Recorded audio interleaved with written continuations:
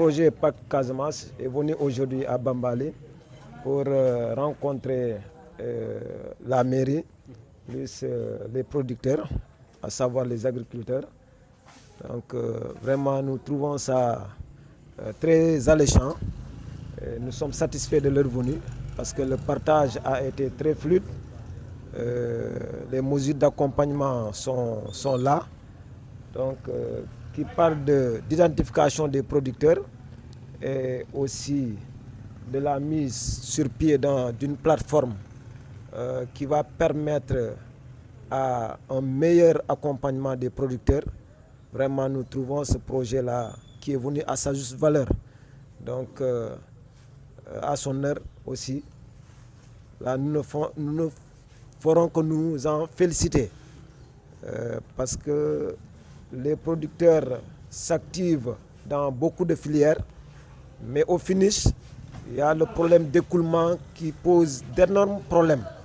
Les mesures d'accompagnement, des fois, font défaut, mais si nous avons un projet d'une telle envergure qui est venu à son heure ici à Bambali, nous ne ferons que nous en féliciter. Parce que accompagner les producteurs, les aider à faciliter l'écoulement de leurs produits, je pense qu'il n'y a rien de tel. Donc c'est ça le cri de détresse qui demeurait. Donc si aujourd'hui ce projet est venu sortir une épine sous les pieds des producteurs, je pense que nous avons quelque chose à les remercier. Donc maintenant, ceux qui sont venus pour assister donc à cet atelier d'information, il va falloir qu'à leur retour, qu'ils fassent une démultiplication donc, de tout ce qui a été dit ici, pour que au retour, les choses puissent être pérennisées.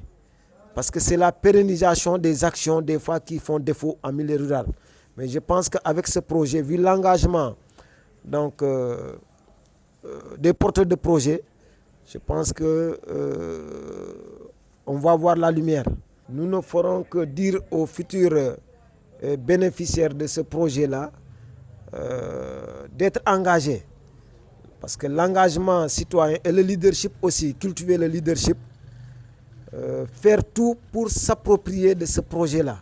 Parce qu'un projet qui est venu pour vous épauler, donc pour vous sortir de l'ornière, ce n'est pas chose facile.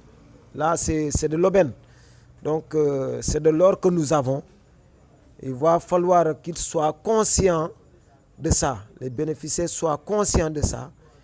Et essayer de cultiver un esprit d'ouverture aussi. Donc, à d'autres aussi qui n'ont pas pu bénéficier. Parce que ce n'est pas tout le monde qui va bénéficier.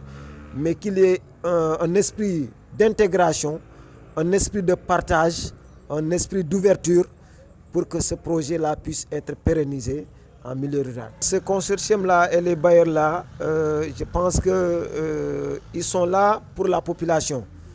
Donc, qui parle de forum civil, c'est la société, le soutien de la société.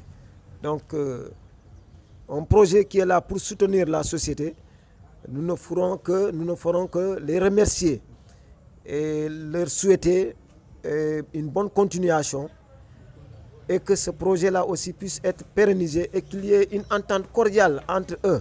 Parce que ce n'est pas facile porter un projet d'une telle envergure et qu'il n'y ait pas de cohésion entre les porteurs, les porteurs, surtout le consortium qui est là.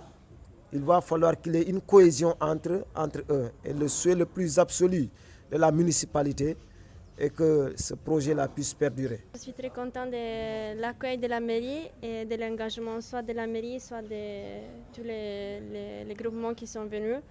J'ai vu qu'il y a beaucoup de participation, volonté des engagés de participer. Et donc, je souhaite le meilleur pour ce projet et le démarrage des... Le message, c'est de ne pas hésiter à s'ouvrir, à poser des questions et des doutes par rapport à l'entrée dans la plateforme et dans les projets, parce que nous, vraiment, on souhaite que la majorité, la plupart des personnes puissent entrer, de se coordonner aussi et les partages d'informations, ça c'est très important.